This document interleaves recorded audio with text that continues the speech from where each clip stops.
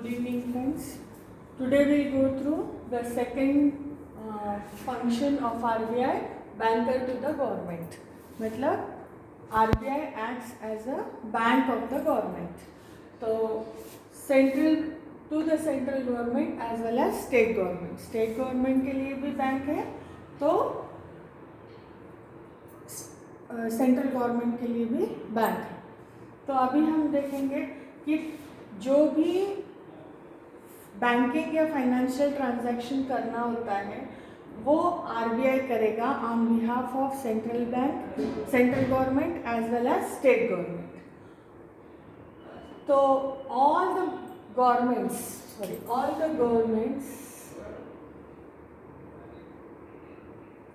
Maintain their current account with RBI. सारे governments को current account रखना पड़ेगा आरबीआई के साथ, ताकि गवर्नमेंट के सारे ट्रांजैक्शंस आरबीआई हैंडल कर सके. आरबीआई बनने से पहले,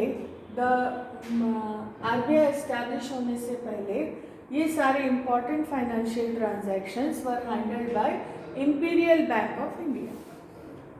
नाउ पब्लिक डेट, जो लोगों को सिक्योरिटीज़ बेचते थे या सिक्योरिटीज़ के खरीदते थे, तो जो गवर्नमेंट सिक्योरिटीज़ बेचता था पब्लिक को, उसका अकाउंट या उसका एडमिनिस्ट्रेशन देखना पहले तो गवर्नमेंट का ही काम था, रिस्पॉन्सिबिलिटी था. लेकिन जब आरबीआई एक्ट आया 1934, उसमें 3 सेक्शन 20, 21 एंड 21A. तो सेक्शन 20 क्या बोलता है?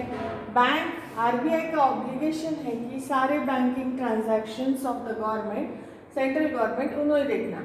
तो सेंट्रल गवर्नमेंट का जो भी ट्रांजैक्शंस है, जैसे कि एक्सेप्टिंग मनी है या फिर giving of money on behalf of central bank, remittances, clearance, सब करना, एक्सचेंज करना, ये सारा process has to be taken care by RBI. Even public debt को मैनेज करने का भी काम किसका है? आरबीआई का ही है. और सेक्शन 21A कहता है ये सारे ट्रांजैक्शन, जैसे पैसे का लेना और पैसे का देना on behalf of the government, लेकिन कुछ कॉन्ट्रैक्ट्स बनते हैं बैंक और आरबीआई के बीच में, उसमें भी बैंकिंग फंक्शंस को आरबीआई को ही परफॉर्म करना है. As a banker it makes short term credit to the government. तो सेंट्रल गवर्नमेंट को जितना चाहे पैसा, अनलिमिटेड पैसा आरबीआई से लेने का हक है, लेकिन स्टेट गवर्नमेंट को लिमिटेड अमाउंट ऑफ मनी ही ले सकते हैं. फिर भी जितना लिमिट है उसको क्रॉस करके ही लिया है एज पर द प्रैक्टिस. अब as a manager of public debt को मैनेज करना है जब आरबीआई को, तो जो भी गवर्नमेंट सिक्योरिटीज़ का इशू है, सर्विसेज है, या फिर मार्केट क्रिएट करना है, या मार्केट की stability, demand and supply of securities को देखते हुए ये सारा झंझट मैनेज करता है RBI. Next, as a banker to the government information देना पड़ता, इंटरनेशनल ट्रेड के बारे में, मोबिलाइजेशन ऑफ रिसोर्सेज के बारे में, सब गवर्नमेंट को इंफॉर्मेशन देना है. इवन बैंकिंग लॉज में क्या क्या चेंजेस आए, अमालगमेशन, कंसोलिडेशन, ये सारे बातों के बारे में गवर्नमेंट को अवेयर करना पड़ता है आरबीआई को. Next, bank is required to maintain currency chest. Currency chest क्या होते हैं? देखो, नोट्स इशू डिपार्टमेंट है ना आरबीआई का. नोट्स इशू डिपार्टमेंट क्या करता? कॉइन्स और नोट्स छापता. तो ये कॉइन्स और नोट्स जगह जगह पे ब्रांचेस इसके खोलकर currency chest, RBI branches open करना. जैसे इंडिया में 31 लोकेशंस हैं, तो ये करेंसी चेस्ट अवेलेबल होंगे तो पैसा डिस्ट्रीब्यूट होगा, बैंक को भी जाएगा, लोगों को भी जाएगा, गवर्नमेंट को भी काम में आएगा. तो ये भी जिम्मेदारी आरबीआई की है.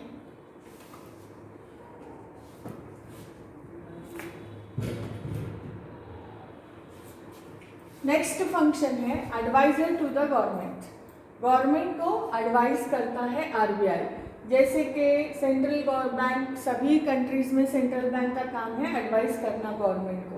फाइनेंशियल मैटर्स, बैंकिंग मैटर्स के अलावा भी economic issues including in the field of planning and resource mobilisation.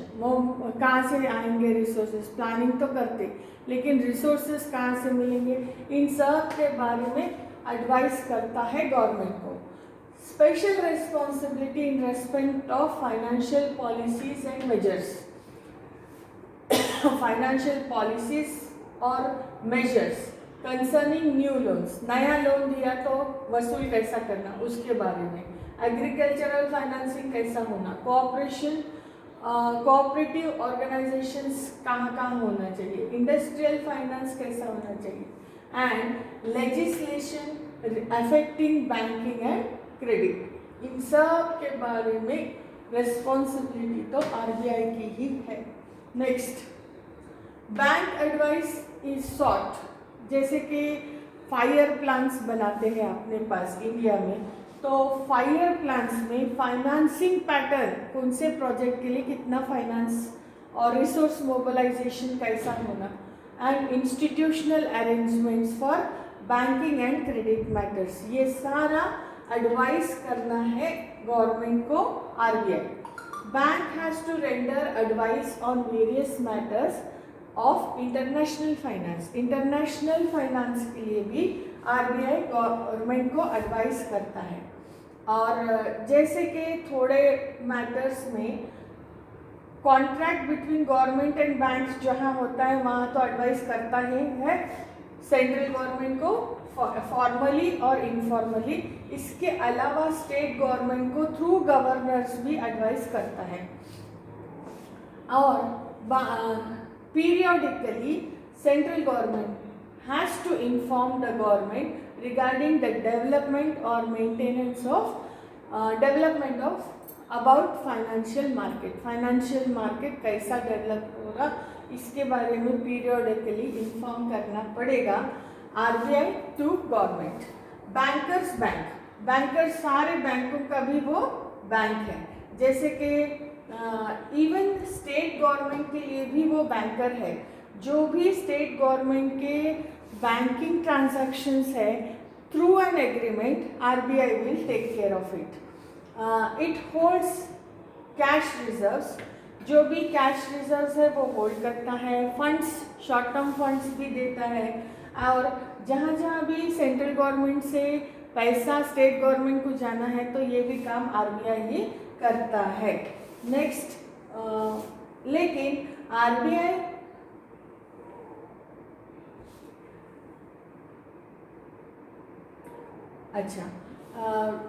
जैसे कि सेंट्रल गवर्नमेंट बैंक रिजर्व्स रखता है अपने पास और जो भी क्लियरिंग ऑपरेशंस करने के लिए पैसा यूज़ करता है। लेकिन इंडिया में आरबीआई क्या करता है, सारे कमर्शियल बैंक्स इंडिया के 3 to 15% of their total liabilities they have to keep it as a reserve with RBI. ये तो पैसा रहेगा ही, इसके अलावा भी एक्सेस रिजर्व रखना पड़ेगा इंटर बैंकिंग क्लियरेंसेस के लिए।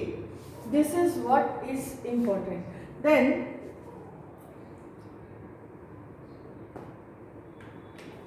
सारा पैसा सेंट्रल बैंक के पास रहने से it acts as a strength for maintaining the stability, and during crisis RBI will act effectively, and during implementation of monetary policy also it becomes effective because the cash is centralized, cash reserves are centralized with RBI. So with this we have completed fourth function.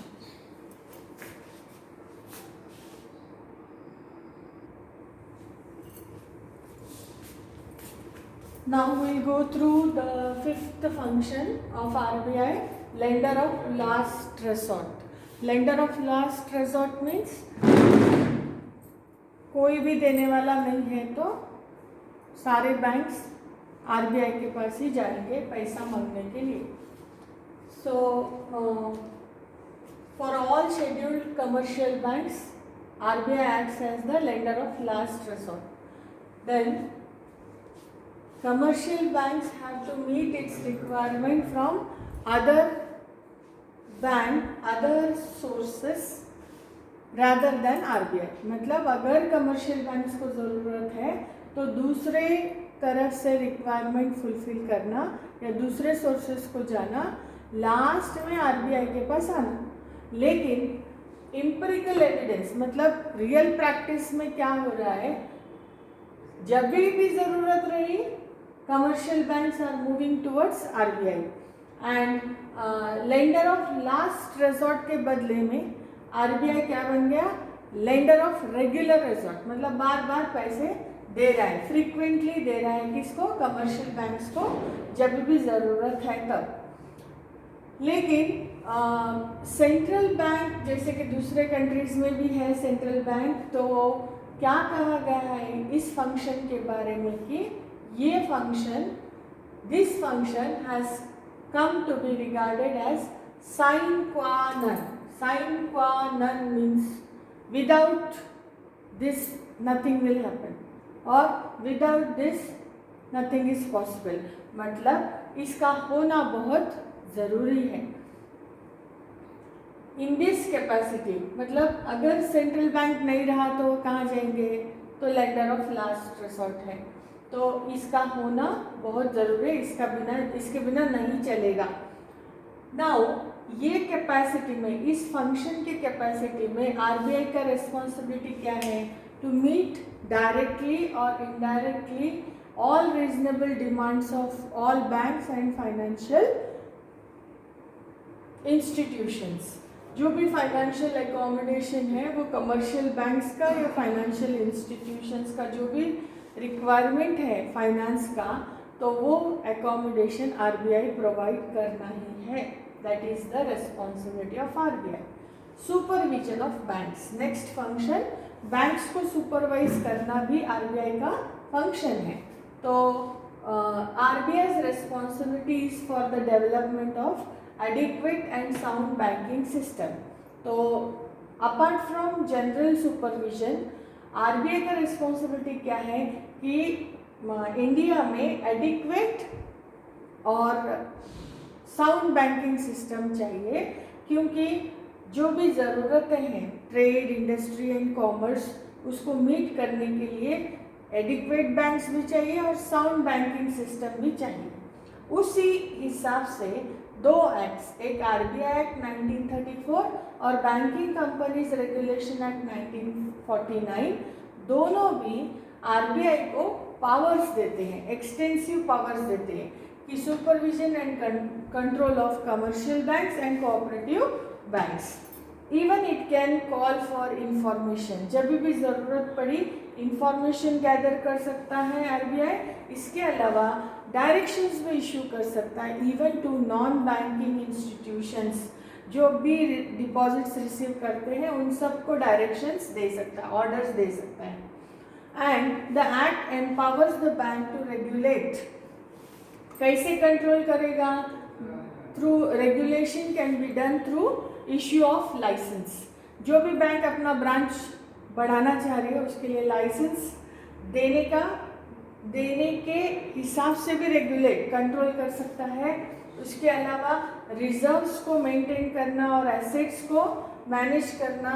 Then regarding amalgamation, मतलब दो banks एक हो जाना, amalgamation या फिर reconstruction, एक bank को फिर से रिकंस्ट्रक्ट करना या बैंक्स को लिक्विडेट करना, ये सारे पावर्स हैं किसके पास, RBI के पास, to regulate the activities.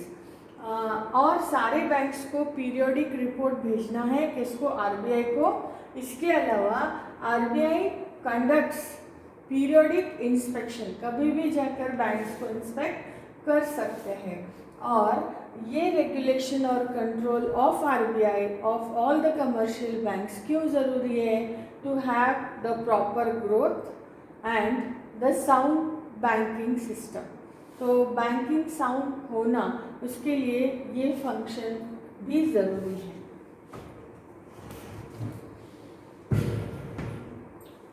Next function, controller of money supply and credit. Money supply को कंट्रोल करने का भी पावर है या फंक्शन करना है, और क्रेडिट को भी कंट्रोल करने का है। तो यहाँ पे to control supply of money and credit in the economy, this is one of the functions of RBI. लेकिन आरबीआई का ये फंक्शन इंडिया के लिए बहुत इम्पॉर्टेंट है, क्योंकि इंडिया का जो पेपर करेंसी का सिस्टम है वो है follows managed paper currency system. Managed paper currency system अगर एक ये सिस्टम फॉलो करते हैं तो इन्फ्लेशन होने के चांसेस ज़्यादा होते हैं। तो इस सिस्टम का एक ड्रॉबैक क्या है, इनहेरेंट इन्फ्लेशनरी टेंडेंसीज, बार बार प्राइसेस बढ़ना, तो इन्फ्लेशनरी टेंडेंसीज ज़्यादा होने के चांसेस है। इसलिए मनी कंट्रोल और क्रेडिट कंट्रोल बैंक को करना पड़ता है। RBI has to control money supply and credit in such a way. अब आरबीआई का रोल बहुत इम्पोर्टेंट हो जाता है कि मनी कंट्रोल और क्रेडिट कंट्रोल इस तरह से करना चाहिए कि क्रेडिट कंट्रोल के जो भी ऑब्जेक्टिव्स है वो अचीव हो।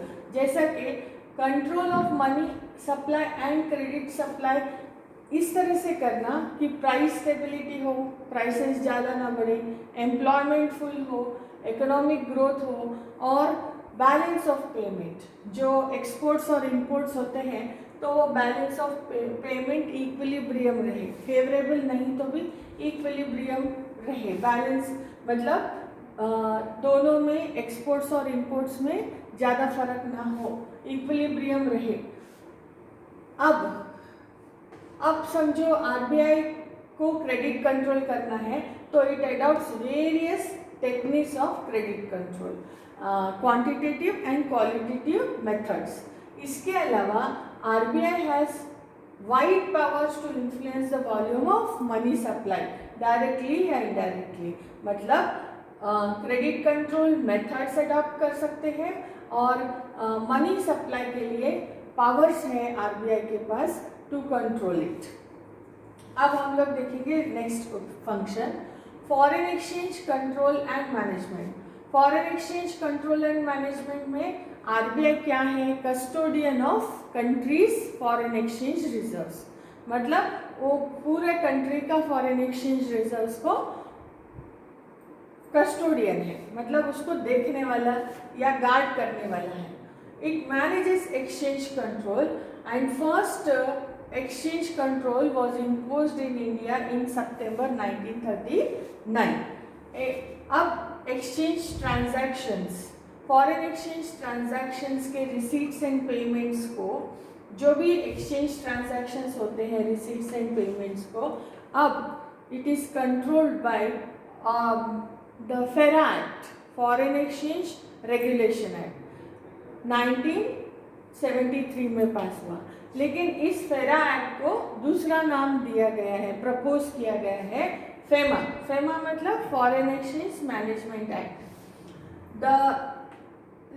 ये लॉ के वजह से all the foreign exchange got centralised with RBI. अब सारा फॉरेन एक्सचेंज रिजर्व किसके पास आ गए, आरबीआई के पास। The purpose of control is, अब आरबीआई इस को कंट्रोल क्यों करना, रेगुलेट क्यों करना, क्योंकि जो भी फॉरेन एक्सचेंज आया उसको रिक्वायरमेंट्स, जो जिनके भी डिमांड है, उस डिमांड को रेगुलेट करने के लिए और फॉरेन एक्सचेंज का शॉर्टेज ना हो, उसके लिए गवर्नमेंट को, आरबीआई को रेगुलेट करना पड़ता। अब RBI acts as a agent of the government in connection with membership with IMF, International Monetary Fund का इंडियन गवर्नमेंट क्या है, मेंबर है, तो उसके लिए भी आरबीआई क्या बन जाता, एजेंट, और उसको इंडियन गवर्नमेंट को रिप्रेजेंट करता है। इसके अलावा जब लिबरलाइजेशन आया, तो लिबरलाइजेशन जब आया तो बहुत सारे रेगुलेशंस हट गए, किसके ऊपर से, फॉरेन एक्सचेंज के। तो इसका मतलब ये नहीं कि आरबीआई का अभी कोई काम नहीं है या इसका काम खत्म हो गया, ऐसा नहीं है।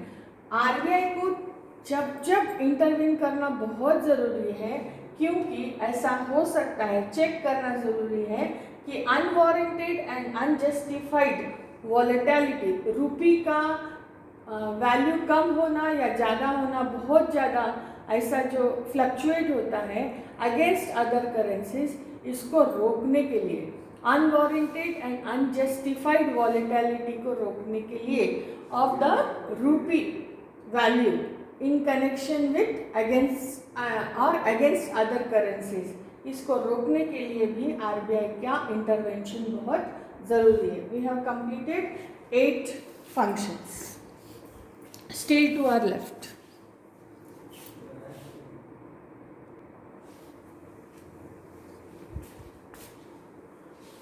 Good evening. Now let's go through the 9th function, monetary data and publication. Monetary data and publication, RBI is the main source for monetary data as well as banking data. Then this data is very important for framing economic policies or finance policies. Now, banking policies also. Apart from that, bank collects this data and publishes this data through weekly statements or monthly bulletins or through annual reports or annual reports on currency and finance, and even reports on trends and progress of banking, and these are the sources through which the data is published by RBI, and this data is very useful for all those people who are interested in various aspects of Indian economy. Indian economy के अलग अलग aspect जिसमें लोग interested है, तो उनके लिए ये डाटा बहुत ही इम्पॉर्टेंट है. अभी हम देखेंगे प्रमोशन एंड डेवलपमेंटल फंक्शंस. तो यहाँ पे प्रमोशनल फंक्शन में क्या करता है, building financial infrastructure as well as filling up the financial institution gap. तो जहाँ जहाँ भी फाइनेंशियल इंस्टीट्यूशंस नहीं है, वहाँ इंस्टीट्यूशंस एस्टैब्लिश करना, ये भी काम है आरबीआई का. तो कमर्शियल बैंक्स के लिए, उनके ग्रोथ के लिए बहुत स्टेप्स लिया है आरबीआई. इसके अलावा फाइनेंशियल साउंड बैंकिंग सिस्टम को बनाने में RBI plays a important role. जो ब्रांचेस या जो बैंक्स काम नहीं कर रहे, अमालगमेट करना या कंसोलिडेट करना, इसमें भी आरबीआई काम करता है. और establishment of deposit insurance and guarantee corporation, ये भी एक स्टेप लिया है आरबीआई ने. नेक्स्ट, कोऑपरेटिव बैंकिंग के लिए तो रूरल एरियाज़ में कोऑपरेटिव बैंक्स का बहुत इम्पोर्टेंट रोल है, और डायरेक्टली या indirectly RBI sources of funds provide करता है कोऑपरेटिव बैंक्स को. Next, promotion of agriculture and rural credit. तो इसके लिए आरबीआई ने एस्टैब्लिश किया है 1982 में NABARD, National Bank for Agriculture and Rural Development. Lastly, promotion of finance for exports के लिए 1982 में गवर्नमेंट ऑफ इंडिया ने EXIM bank, export and import bank, which has been the apex bank for financing the foreign trade. तो इस तरीके से RBI के functions, very important question from the examination point of view. Write a brief note on RBI and its function. So you have to write about this.